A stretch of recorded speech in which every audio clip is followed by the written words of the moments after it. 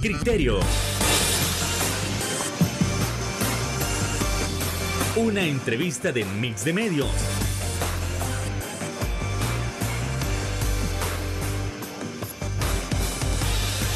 Que aborda frontalmente los problemas de El Salvador con los verdaderos protagonistas y plantea soluciones.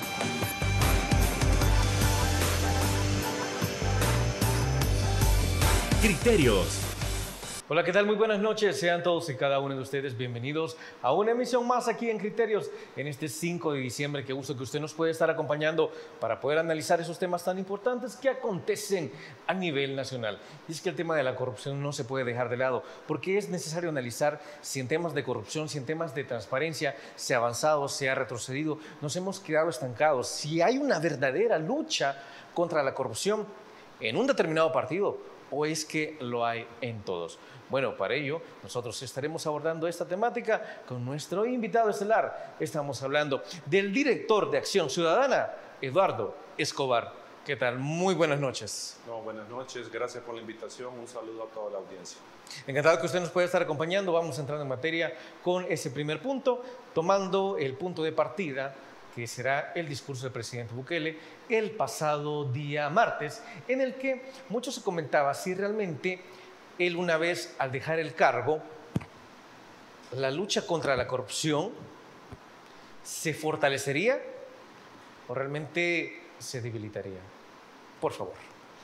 Bueno, yo creo que para hablar del combate a la corrupción de este gobierno, habría que empezar recordando cuáles fueron las promesas de campaña del presidente en materia de combate a la corrupción. Si ustedes se recuerdan, se planteaban dos medidas, digamos, que fueron ampliamente publicitadas por el presidente para prevenir y combatir la corrupción. La primera, el establecimiento de unas CICIES. ¿Sí? Esa era como una de las ofertas de campaña para combatir la corrupción. Y la otra era nombrar un comisionado anticorrupción o pro transparencia, y dijo que iba a ser de la oposición. Eso es lo que él dijo. Entonces, a partir de esas promesas, habría que comenzar entonces a analizar este discurso. O sea, habría que comenzar a ver si, en primer lugar, se cumplieron esas promesas y qué resultados se tuvieron de estas promesas. Comenzando por el tema de las CICIES. Sí, cumplió, se estableció las CICIES, pero cuando ya vio que el asunto iba en serio y que iba a salir involucrado su gobierno, entonces se lavó las manos, alegando ahí el tema del exalcalde de San Salvador, Ernesto Mason, que estaba trabajando que iba a trabajar con la OEA, y con eso expulsó a las CICIES. Entonces, ¿qué resultados tuvo en el combate a la corrupción las CICIES? Ninguno. Por iniciativa del mismo presidente. O sea, porque no le podemos echar la culpa a nadie más que las CICIES no siguiera, más que al presidente. Y el otro tema, el comisionado anticorrupción, nunca se nombró. Nunca existió un comisionado de la oposición anticorrupción. Entonces, si vemos eso y seguimos analizando, la CICIES había presentado 12 casos a la Fiscalía General de la República por el tema del mal manejo de fondos públicos. Estaba también el tema de la investigación catedral, que era la vinculación de políticos con las pandillas. ¿Qué resultados o qué se hizo respecto de eso de parte del gobierno? ¿Qué fue lo primero que hizo el gobierno cuando tuvo el control legislativo? Destituir al fiscal general, que era el que estaba investigando eso. Entonces, ahí ya van tres elementos que nos comienzan a indicar cuál es en realidad el estado del combate a la corrupción de este gobierno. Y con esto quiero llegar a la pregunta. Pues simplemente ese discurso, ese señalamiento de que se va a investigar la corrupción es meramente un acto propagandista del gobierno. Es propaganda pura lo que ha hecho el gobierno. Porque si fuera en realidad un combate a la corrupción, entonces, ¿a dónde está la investigación de los 12 casos de las CICIES? ¿Por qué no se nombra un comisionado presidencial? ¿Por qué ha puesto un fiscal que es afín al gobierno? o que te parece casi que un empleado del gobierno, sentado ahí con con todo el gabinete. De hecho, en otra entrevista alguien mencionó que para el fiscal no se debería de sentir bien viniendo del Ministerio Público que el presidente del Ejecutivo le diga qué hacer. Exacto. ¿Es eso correcto? Es que ese es el punto. O sea, yo pongo a alguien que investigue el delito, pero es alguien aliado, alguien afín, que no me va a investigar a mí, que no va a investigar a mi gabinete. Porque alguien podrá estarse preguntando en este momento, pero sí se han llevado a juicio a varios funcionarios del gobierno anterior. Ah, es que ahí es donde viene la trampa. Ok, ¿cometieron corrupción gobiernos anteriores, funcionarios de gobierno? Sí, hay que investigarlos y juzgarlos. Sí. Pero eso no, digamos, no significa entonces que no se investigue a los actuales funcionarios que están cometiendo actos de corrupción. O sea, es decir, en buen salvadoreño, no porque se está investigando los de atrás, nos podemos hacer de la vista gorda con los que en este momento están cometiendo actos ilícitos. Entonces, por eso quiero llegar, este anuncio del presidente es más un anuncio de propaganda electoral para decirle a la gente no se preocupen, este gobierno sí investiga la corrupción, más que un hecho real que se vaya a estar investigando la corrupción. Hay una comparativa que quisiera realizar, y es que uno de nuestros analistas viene y menciona que el presidente Bukele será el primero entre tantos presidentes que han habido que no va a poder alegar ignorancia respecto a todo lo que pasaba. Porque decía, mire, pero es que los demás expresidentes lo que han hecho es decir, mire, pero yo no sabía lo que el secretario privado estaba haciendo, yo no sabía lo que el ministro estaba haciendo. Pero cuando el presidente Bukele menciona que incluso él se entera de todo, hasta de los baños que no están bien allá por la frontera, entonces él nos está dando una pauta que se entera de absolutamente todo lo que sucede en el gabinete. Claro, él sabe no solo porque él pueda tener la información ahí, sino que eso lo puede leer en algún medio de comunicación, o sea, es del conocimiento público. Por ejemplo, ese tema que planteaba el Faro de propaganda, campaña electoral con los paquetes alimenticios, por ejemplo, que según el Faro, el director de centros penales había desviado para su beneficio esta ayuda también. O sea, hay una serie de irregularidades que son del conocimiento público y que nadie puede alegar ignorancia de ellos, mucho menos el presidente que está ahí adentro. Entonces, al final, sí, no puede decir el presidente, yo no sabía, no me imaginaba, porque muchas veces el presidente tiene mucho que ver en esto. Porque si hubo un mal manejo de fondos públicos en la pandemia y él quitó al fiscal, él expulsó a las ICIES, entonces él es cómplice al final de todo eso. Está de alguna manera encubriendo esos hechos, impidiendo que la justicia investigue a quienes han cometido actos de corrupción. Entonces, digamos, en resumen, el gobierno está utilizando electoralmente el tema de la corrupción. ¿Sí? No es en realidad un combate frontal. Yo le creería eso al presidente si está investigando la corrupción del pasado y está poniendo el ejemplo con la corrupción actual, quitando a funcionarios de su gabinete. Pero obviamente no lo hace, podríamos pensar, por dos razones, porque tiene de alguna manera algún interés de imagen y electoral. O sea, es decir, si él quita a un funcionario en este momento de su gabinete, él va a salir mal, porque entonces la gente va a comenzar a desconfiar del gobierno que también se está cometiendo corrupción. Entonces eso le puede afectar la imagen. Y lo otro es que está siendo permisivo con la corrupción o con los hechos que se han denunciado. ¿Qué pasa cuando él menciona de que él no quiere ser el presidente? Es decir, él no quiere ser recordado solo como el presidente que no robó, pero que estuvo rodeado de ladrones. ¿Cuál es el mensaje directo ahí? Es que ahí, ok, no es el que robó, pero es el que permitió que se robara. Eso sería, el que permitió, el que sabía que estaban pasando las cosas, el que tuvo el poder y las herramientas para detenerlo, ¿no? Para detenerlo, porque, como digo, las ICIES, ahí no le podíamos imputar a las ICIES que era de la oposición, que de los medios, no, era una instancia a instancias del mismo presidente creada para investigar de forma independiente, imparcial y objetiva el tema de la corrupción y llevar a la justicia a quienes al final estuvieran involucrados. Tuvo la posibilidad el país de hacer eso y de plano pasar la barredora en todos los portillos, en todos los pasillos gubernamentales para sacar a la gente corrupta. Y no lo hizo. Entonces él se convierte al final en un cómplice, porque tenía el poder para evitar que esto pasara. Ahora también, algo que llama muchísimo la atención es que hay una comparativa entre algunos comentarios de las redes sociales y dicen cómo el presidente cambia el discurso de que aquel que toque un centavo, él mismo lo va a meter preso, pero ahora menciona de que, mire, si usted, de los funcionarios, mire, si usted robó, recuerde, usted lo hizo, nadie lo obligó a hacerlo, nadie le puso una pistola en la cabeza y muy probablemente algunos de ustedes no estarán en el siguiente periodo. Lo que pasa es, y creo que no hay que perder de vista, este gobierno es bueno para plantear narrativas, para crearlas y que la gente, como una pildorita, se la trae. Son especialistas en eso. Sí. Entonces, hace ese show público con todo el gabinete y les dice todo ese tipo de cosas, cambiando ese discurso o matizándolo, como lo queramos ver, pero digo, es siempre en la lógica de una puesta en escena. O sea, aquí está, digamos, la escena, el episodio del día de hoy. Yo regaño a mis funcionarios. Ese es el episodio, y hace toda esa, digamos, todo ese espectáculo, como yo digo, siempre esa puesta en escena.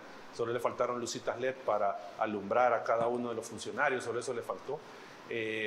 Pero es parte de ese espectáculo. Digo, algo han percibido en las encuestas, algo hay ahí que los hizo precisamente realizar este show para mandarle un mensaje a la población. Ok, y siempre en ese mismo tema nos vamos a trasladar a la primera pausa y regresamos aquí en Criterios.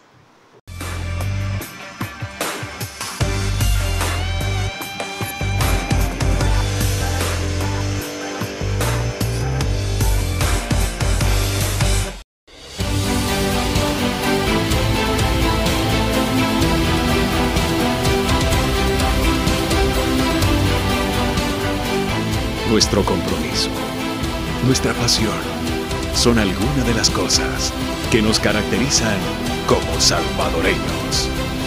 Farmacia La Buena, la farmacia de todos.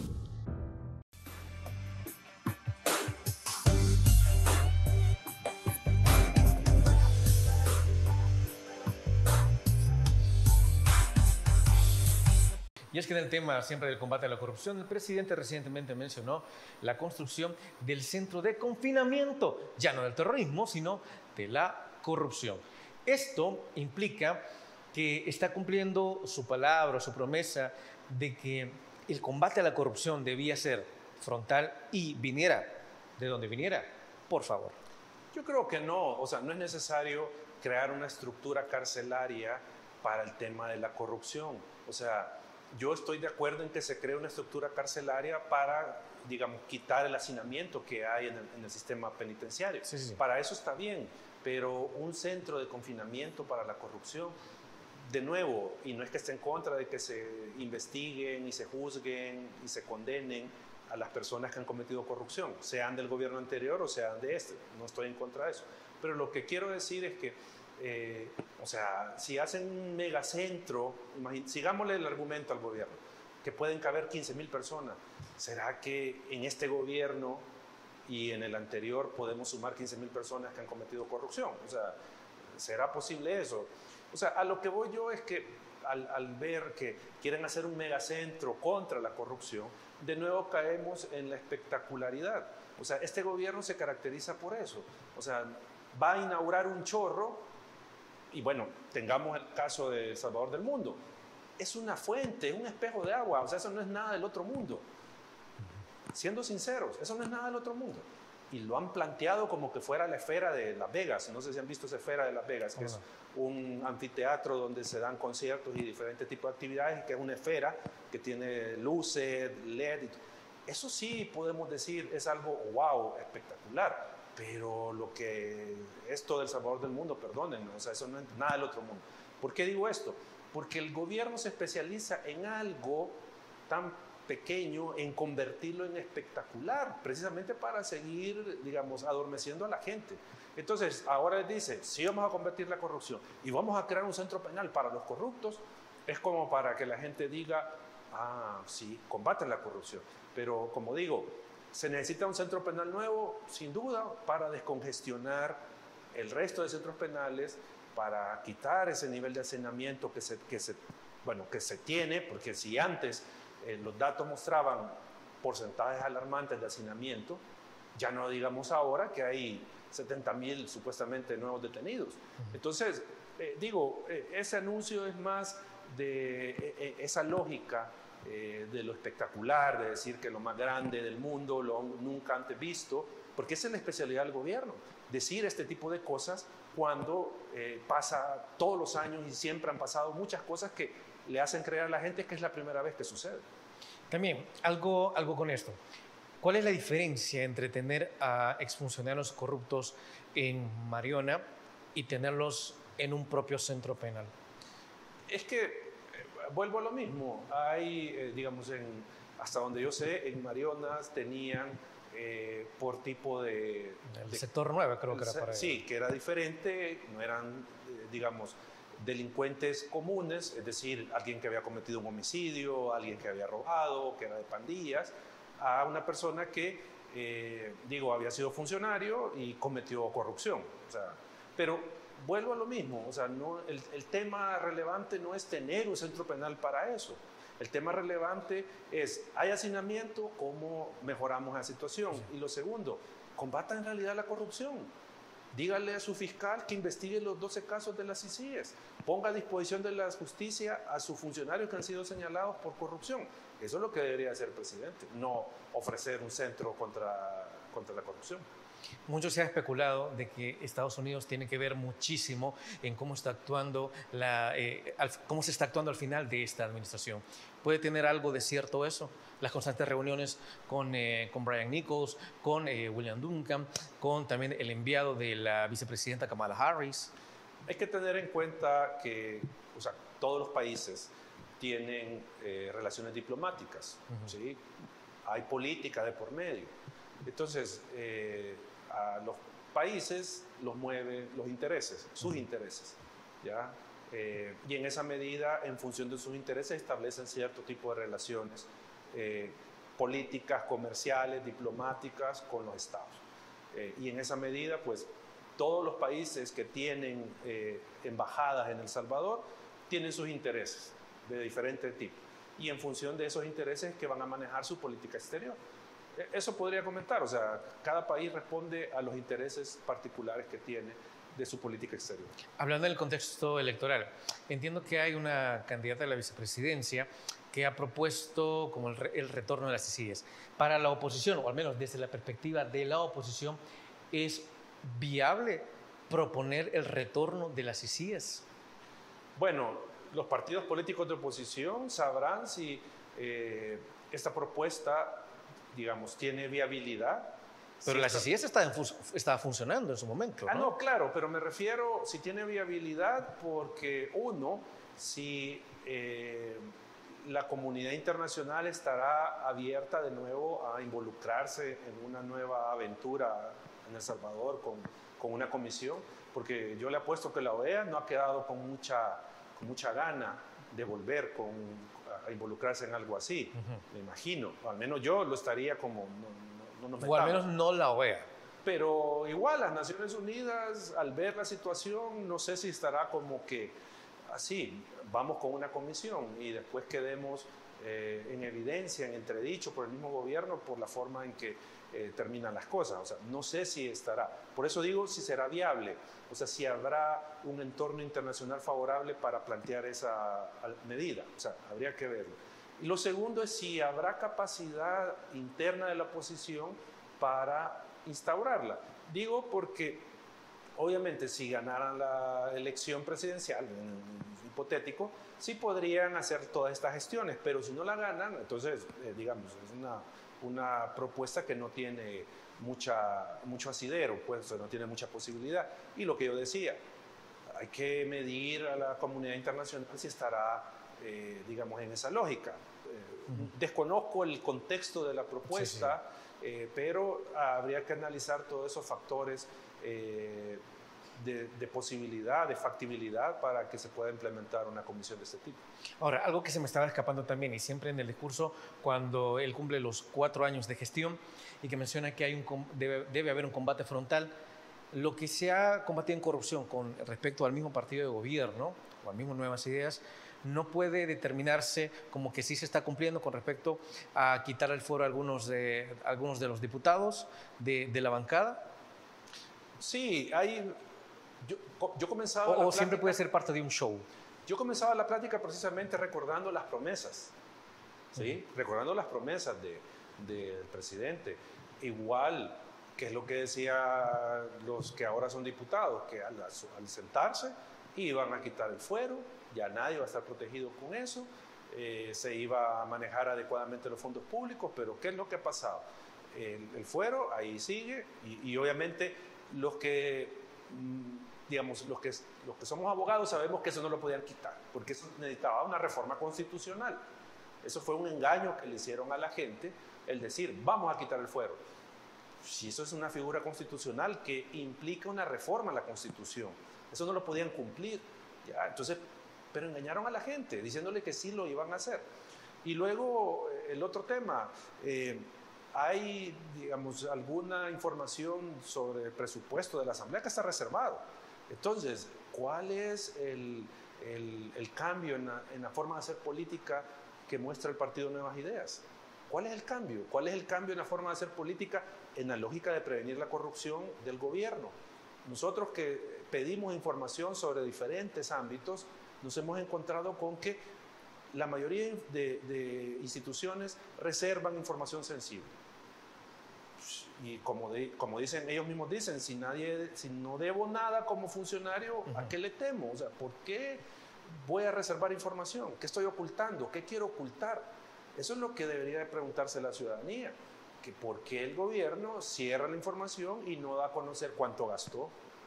Y no solo el gobierno, alcaldías del partido, la Asamblea Legislativa, o sea, ¿por qué niegan esa información? Entonces, es como digo, parte de esta puesta en escena. O sea, yo creo que hay que tener eso bien en claro. Es como este set, el gobierno es como esto. O sea, venimos bien peinaditos, nos sentamos con corbata y nos sentamos de cierta manera. Es una puesta en escena lo del gobierno, pero atrás pueda de que no se haya barrido bien, atrás está la cocina, hay otras cosas detrás. Entonces, así es el gobierno, así funciona. Ahora, solo para ya terminar de cerrar este bloque, estamos hablando también que, como usted menciona, tal vez hay una buena parte de la población que debido a todo esto está adormecida y tal vez no le interesa la lucha contra la corrupción. Depende cuál. O sea, porque aquí a lo que hemos entrado es a un combate, entre comillas, a la corrupción selectivo. O sea, yo persigo a los corruptos del pasado, pero protejo a los míos.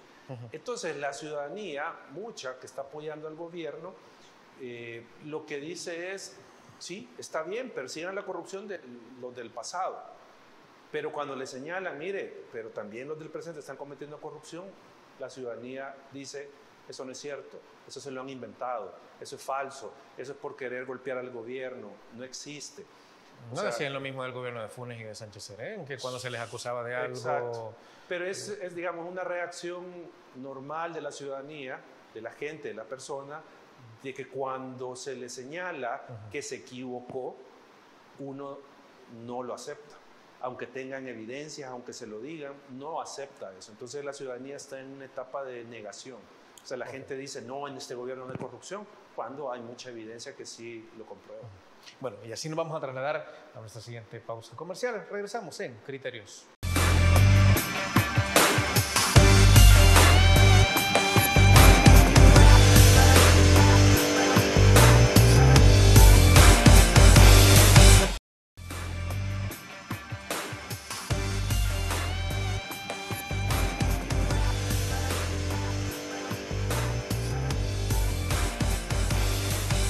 Algo que mucho se menciona es que en el pasado las instituciones encargadas de velar por la justicia no estaban coordinadas y se menciona que por eso las cosas salieron tan mal. Pero en la actualidad, algo que permanece en la narrativa es que las instituciones no es que no tengan independencia, es que ahora trabajan de manera coordinada, menciona la narrativa. Pero si trabajan de manera coordinada, ¿le queda algo de independencia a la Fiscalía? Por favor. Yo creo que es importante que la ciudadanía distinga dos conceptos, precisamente uno, el trabajo coordinado, y otro, la subordinación. ¿Sí? Perdón. El primero implica de que las instituciones están siempre enfocadas en el mismo fin, pero no significa que una esté subordinada a la otra. O sea, no quiere decir que una es empleada del otro y que el otro va a responder sí a todo lo que la otra le diga. En esa situación es la que estamos. Es la que no estamos, perdón. Sí. ¿Ya? Porque estamos en una situación de que la Fiscalía, el órgano judicial, está subordinado al gobierno. Es decir, todo lo que el gobierno le diga, todo lo que el gobierno ordene, lo está cumpliendo en este caso el órgano judicial y la Fiscalía. Alguien puede decir, pero eso es bueno, si eso es lo que queríamos. No, es que eso no es bueno en primer lugar, porque al final esa dependencia, esa coordinación, entre comillas, anula los derechos de la gente, anula el debido proceso. Y por eso usted que nos está escuchando, nos está viendo, usted ha de conocer varios casos de gente que fue detenida ilegalmente por el régimen de excepción y que está afectada. Ustedes la han de conocer. Ustedes han de conocer a alguna persona que tenía su negocio en el centro de San Salvador y lo han expulsado y la gente no sabe ni qué hacer porque no les han dado alternativas, no hay empleo formal. Esa gente está siendo afectada, pero digamos, no hay independencia judicial, no hay un debido proceso donde ellos puedan atender sus quejas. Entonces, en esa medida, el que tengamos no la situación de coordinación e independencia de las instituciones, sino que lo que tenemos es instituciones subordinadas al gobierno. Eso no es bueno para ningún país, para ninguna democracia, el que se esté trabajando de esa manera. Con esto no quiero decir que las instituciones tienen que andar una por su lado y otras por el otro. No estoy diciendo eso. Lo que estoy diciendo es que todas hacen un esfuerzo colectivo hacia cierto fin, pero guardando su independencia, ¿ya? Guardando sus atribuciones. Eso es lo que no está pasando en El Salvador. Entonces, al final, lo que terminamos teniendo es la apariencia de que están coordinados, pero el punto es que hay una serie de violaciones al debido proceso, violaciones a derechos humanos que no son aceptables en una democracia. Algo que usted mencionaba con respecto a la Fiscalía, y creo que también recuerdo haber visto en alguno que otro comentario por ahí de las redes sociales, es que mucho se menciona, mire, pero es que si usted conoce a alguien o si usted jura de que su hijo o su hija pues no es delincuente, pues vaya y ponga la denuncia a la Fiscalía. O mire, pero es que si usted conoce o usted dice que hay algún funcionario que hace corrupción, pues simplemente ponga la denuncia a la Fiscalía. Pero ese tipo de comentarios caben en la actualidad o simplemente, por mucho que le diga, mira, ponga la denuncia a la Fiscalía no va a actuar en su favor? Sí, es que, digamos, con el primer ejemplo, si entendí bien, es una persona que tiene a alguien detenida. Sí. Y va a la Fiscalía, miren, no, esta persona es inocente, ¿verdad? Todo eso. El punto es que primero ni tendría que estar detenida, si es inocente, no tendría que estar detenida, ni aunque sea 3 días, no lo tendría que estar. Pero, digamos, el punto es que hay que reconocer que la Fiscalía, que es la encargada de investigar el delito, dirigir, digamos, la acción penal, iniciar la acción penal y todo esto, trae déficits desde antes. O sea, ¿a qué me refiero? Un presupuesto que no cubre las necesidades de la Fiscalía. O sea, por ejemplo, tener más fiscales, tecnología, etcétera. O sea, todo eso le hace falta a la Fiscalía. Eso le hace falta. Y lo estoy diciendo de hace 2, 3 años, o sea, que se determinaba ya que el presupuesto era insuficiente. O sea, el presupuesto no le alcanzaba a la Fiscalía. También hay un tema que derivado también de esas situaciones, es que los fiscales tienen una carga laboral muy alta. O sea, son casi 105 casos por año nuevos que tiene un fiscal. Porque nosotros acabamos de hacer esta medición en un informe que presentamos la semana pasada. ¿Y tienen el tiempo suficiente para sacar todos los casos? Es que ese es el punto. O sea, y no solo si tiene tiempo suficiente para sacarlo, sino que si tiene tiempo para investigar adecuadamente cada caso. O sea, está difícil. No solo es sacarlos, sino que si investigó y determinó junto con la policía que esta persona era, la imputada es el hechor material del delito. ¿Lo pudieron determinar adecuadamente o no? Entonces, el punto es de que tenemos un órgano de investigación del delito y que ejerce la acción penal que tiene muchas carencias. No tiene presupuesto adecuado, ¿sí? Y no lo digo yo, esto lo reflejaba fiscalías anteriores que le faltaba presupuesto. ¿Y esto en qué se refleja al final? Porque alguien puede decir, pues bueno, pero es que en un país no va a alcanzar todo el dinero para todo. Pues sí, pero eso repercute en las condiciones de vida de la población. ¿Por qué? Porque de cada 10 delitos que se cometen, 9 quedan sin castigo. Solo 1 llega al órgano judicial, solo 1 obtiene una sentencia condenatoria, ¿sí? Entonces, es decir, la tasa de impunidad es alta. Son el 90%. Y esto era también antes. Antes teníamos también 90 y tanto de impunidad. Pero ¿de qué manera esto se mantiene en la narrativa a nivel internacional de que esto aquí en El Salvador ha disminuido a niveles jamás pensados? No, o sea, eso no es así. Nosotros con datos de la misma fiscalía se hace el cálculo y usted encuentra que, por ejemplo, de 100 casos, con lo que decía, 10 casos que entran, solo 1 obtiene una sentencia condenatoria. 1. O sea, estamos hablando del 90% de impunidad. De los casos que entran a la fiscalía, solo un 20 y tanto % llegan a un juzgado. 20, 30%, no me recuerdo el dato exacto. O sea, estamos hablando de que igual, de 10 casos, 7 ven los tribunales. Perdón, 3 ven los tribunales de justicia. 3. Y de esos 3, solo 1 obtiene una sentencia condenatoria. Entonces, es una situación complicada. ¿Que a quién afecta? Eso afecta a la gente. Lo afecta a usted que está ahí. Tal vez va a decir, no, a usted no me importa. Pues sí, pero el día de mañana que tenga... Que hay un problema. Que hay un problema, usted se va a encontrar con un órgano judicial y una fiscalía que no le va a atender adecuadamente su queja, el delito del que usted ha sido víctima. Entonces eso repercute en la gente. Entonces aquí vamos al punto. ¿Cuánto está invirtiendo el gobierno en la fiscalía? Le ha dado un poco más de presupuesto, pero aún así la fiscalía necesita más recursos y los resultados que se obtienen de la fiscalía no son los satisfactorios, o sea, no son satisfactorios para nada. Pero ¿no se suponía que la ciudadanía a partir en estos últimos años podía confiar plenamente en el cambio total de estas instituciones que imparten justicia? Es que de nuevo es parte de la narrativa. Le hicieron creer a la gente que hoy sí han cambiado las cosas, que hoy sí es diferente. Pero cuando uno ve los datos, y por eso es que ellos cierran toda la información, porque ojo, al tener información, usted puede desmontar los mitos, usted puede corroborar y decirle a la gente, no, mire, esto no es cierto, esto que están diciendo no es cierto. Pero ellos cierran la información para mantener el control de la narrativa, que nadie más hable algo que no quiere el gobierno que se hable. Entonces, digo, eso de que hoy sí las cosas son diferentes y que hay que...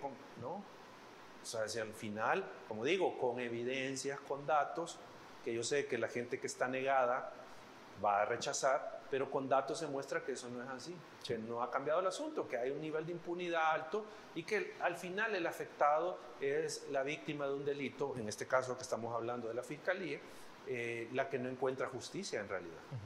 Bueno, ahora nos vamos a trasladar a una nueva pausa comercial y al regresar nosotros vamos a estar analizando, siempre en tema del combate a la corrupción y el fortalecimiento de la transparencia, cuál es el papel que sigue desempeñando el Instituto de Acceso a la Información Pública. Si realmente esos más de 4 años de gobierno han sido duros para la institución o si algo ha cambiado para bien. Eso tras la pausa comercial.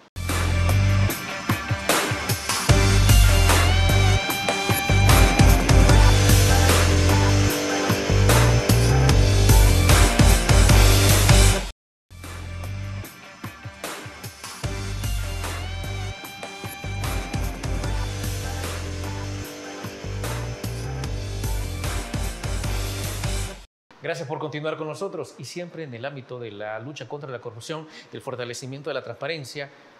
¿Cuál es el papel que le queda por jugar al Instituto de Acceso a la Información Pública? Si desde hace años se mencionó que fue totalmente desmantelada y mucha de la información pública o de oficio que usted debería saber, de igual manera, aunque usted ruegue, no la va a saber.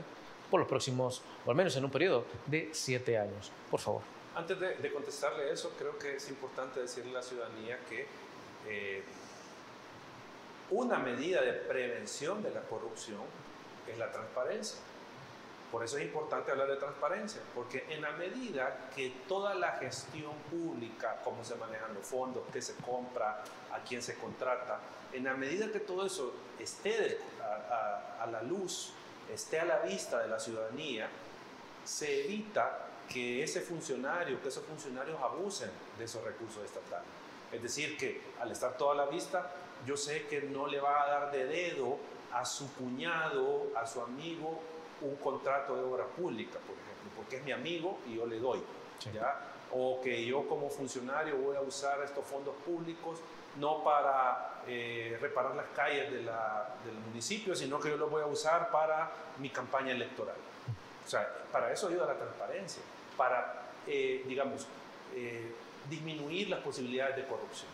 En esa medida, una institución que juega un rol fundamental en temas de transparencia es el Instituto de Acceso a la Información, que es, digamos, la entidad que debe al final determinar si una información que me niega una institución pública me la tienen que entregar o no. Es decir, si yo voy y le pido, mire, alcaldía, deme el presupuesto, deme el gasto que tuvo en esta actividad, y me lo niegan, el instituto es el que tiene que decir, no, alcaldía, entregue la información.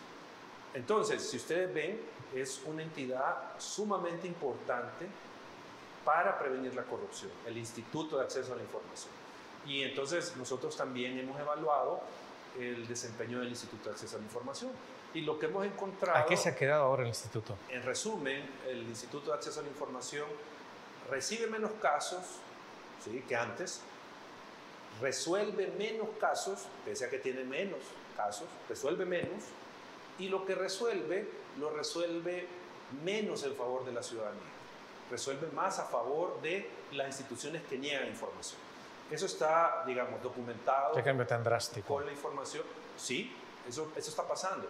La mayoría de casos el instituto lo rechaza de entrada, o sea, no le da trámite a lo que el ciudadano planteó como una violación a su derecho de acceso a la información, lo rechaza. Y lo que entra a conocer se tarda un tanto más que antes en resolverlo, y cuando lo resuelve, pues no va a favor del ciudadano, va a favor de la institución estatal. Entonces, tenemos, digamos, esa situación como país. La institución que debería de velar por la transparencia está teniendo un desempeño deficiente en esa materia. Recuerdo que hace algunos años hubo muchísima indignación cuando se supo de la gran cantidad de viajes que los exdiputados, exfuncionarios de Arena habían realizado, también en general los exfuncionarios del FMLN, y cómo uno se llegó a enterar de la cantidad de viajes y que se estaban pagando con fondos públicos, con fondos de la Asamblea Legislativa. ¿Por qué? Porque podían acceder fácilmente al Instituto de Acceso a la Información Pública. Pero eso, ¿cómo es posible que la ciudadanía no se indigne en la medida de que eso ahora no lo puede saber? Claro, ahí hay dos factores que analizar. El primero, aunque a la gente que apoya al gobierno esto que voy a decir no le va a gustar, pero en los gobiernos anteriores, con los partidos anteriores, se estaba construyendo un mínimo de cultura de transparencia. Se iba construyendo. No era perfecto, no era todo, pero los funcionarios le tenían miedo al Instituto de Acceso a la Información. De hecho, si me permite mencionarlo, hay algunos diputados que ahora están en la bancada que en su momento también promovieron la lucha contra la corrupción y también el buen uso del Instituto de Acceso a la Información Pública. Claro, o sea, se estaba, digamos, como sociedad, se estaba usando al instituto, se le veía como una institución útil para el derecho de los ciudadanos, y las instituciones querían evitar llegar al Instituto de Acceso a la Información. Entonces, por eso mejor entregaban la información. En algunos casos no, pero lo que quiero decir es que como sociedad estábamos construyendo una cultura de transparencia. Eso se vino a pique. ¿Ya? Ahora el gobierno y sus instituciones no entregan información sensible, no dan información, todo lo reservan, ¿sí? Entonces se desmontó eso. Y luego, la otra parte que llama la atención es el cambio de actitud de la ciudadanía. Antes precisamente había indignación ahora la gente no se indigna porque, por ejemplo, no se sabe en realidad cuánto ha invertido el gobierno en Bitcoin y cuánto ha ganado y cuánto ha perdido, por ejemplo, por poner un caso. No se sabe cuánto gastó la alcaldía o la DON en la fuente que fue a poner al Salvador del mundo, por ejemplo. O sea, la gente hoy no se indigna porque no sabe esas cosas. Y es como yo digo, hay mucha negación en la gente está negada a que lo que pasaba antes hoy no está pasando. ¿Se ha vuelto permisiva? Yo creo que en parte puede ser permisiva porque algunos llegan como, ok, está bien, sí, está pasando, pero ¿qué importa si nos están dando obras? Alguna gente puede pensar así. Pero hay otra que dice, no, eso no es cierto, eso no está pasando, eso no puede pasar acá.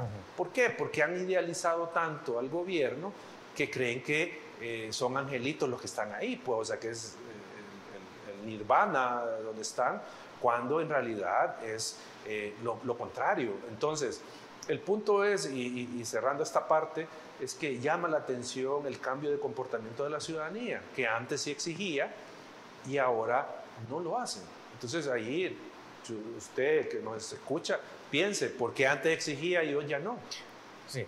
A ver, recuerdo que durante el gobierno de Mauricio Funes, una persona mencionaba en aquel entonces, mire, pero usted, ¿por qué le exige cuentas al presidente Mauricio Funes? Estoy hablando ya por 2012. ¿Por qué le exige cuentas si él está haciendo obras? ¿Sabe cuál es nuestra rendición de cuentas? Decía esta persona. Nuestra rendición de cuentas es el Boulevard Monseñor Romero. Esa es nuestra rendición de cuentas, porque lo vemos en las obras. Que ya después los datos salieran que de cuántos millones se habían ido por otro lado, pues esa ya es otra cosa. Pero es decir, ¿se está repitiendo la historia con respecto a aquellos años? Claro, solo que con la diferencia que no cayó tanto el tema de exigirle cuentas a la gente, a los funcionarios. O sea, y ese discurso se mantiene ahora, ese discurso se mantiene. Y yo siempre le digo a la ciudadanía, usted cuando manda a su hijo o a su hija a pagarle los recibos, a comprar al mercado, por ejemplo. Qué revuelto, ¿no? Usted le da $100 y le dice, ok, vas a gastar tanto en esto, me tenés que traer todas las cosas, te va a sobrar $10, agarra 5 para que te comas una dona y una galleta o una Coca-Cola y los 5 me los traes a mí. Yo le pregunto, ¿usted no le pide cuentas a su hijo o a su hija cuando regresa? ¿O lo deja que haga lo que quiera? ¿Qué pasa si no le trajo absolutamente nada de lo que le pidió del mercado? No pagó los recibos. Entonces, ¿qué va a pasar? A los 2 días le quitan la luz, no tienen nada que comer porque el hijo se gastó los $100 en lo que quiso. Entonces, es igual con el país. O sea, digo, usted le va a pedir cuentas a su hijo y le va a mostrar que pagó lo que pagó y todo eso. Y usted va a ver en su alacena que tiene toda la compra del mercado. Usted lo va a ver. Y si no lo tuviera, ¿qué le va a hacer? Dame el dinero. No lo tengo. ¿Qué pasaría ahí? Lo mismo es con el gobierno. Lo mismito es con el gobierno. Usted no puede decir, qué bien, sí, el gobierno está haciendo obras y no me importa cuánto está gastando, si se lo está dando a los amigos, si está gastando algo que valía $2 millones, lo está pagando en 10 millones, sí. Porque eso al final lo va a afectar a usted porque no van a haber dinero para medicinas, por ejemplo. Entonces es lo mismo. Aquí hay que hacerle conciencia a la gente que al político no se le aplaude, al político se le cuentan las costillas. Eso es lo que usted tiene que saber. Bueno, y así nos vamos a nuestra última pausa comercial. Volvemos en Criterios.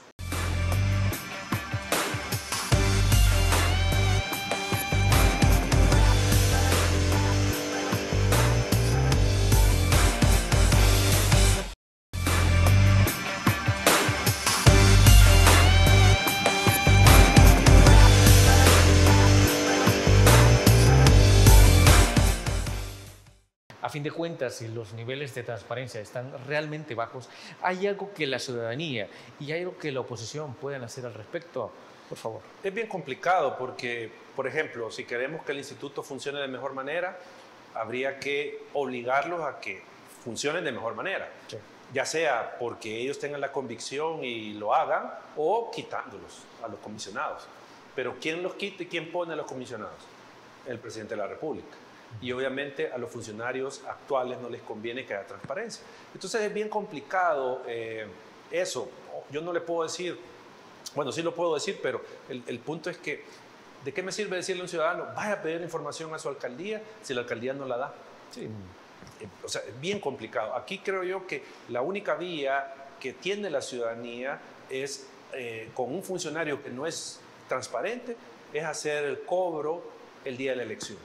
O sea, el día de la elección es lo que todavía más o menos tenemos como una forma de castigar al funcionario que no se ha comportado bien con la gente, aquel que ha ocultado la información, el que no ha dado rendición de cuentas, el que a saber cómo ha gastado el dinero público. Entonces, hay una vía electoral que todavía se puede más o menos utilizar para decirle esto al funcionario, yo te censuro. Eduardo Escobar, hemos llegado al final de Criterios, pero no nos vamos sin antes agradecerle por haber traído sus análisis con respecto a la lucha contra la corrupción y sobre los niveles de transparencia del país. No, al contrario, gracias por el espacio y un saludo a la audiencia. Amigos y amigas televidentes, gracias por habernos sintonizado una vez más. Recuerde que el criterio más importante siempre lo va a tener usted. Que descanse y feliz noche. Criterio. Una entrevista de Mix de Medios.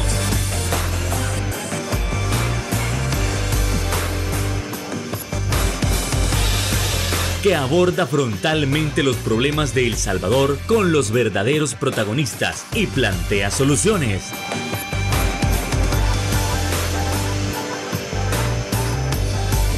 Criterios.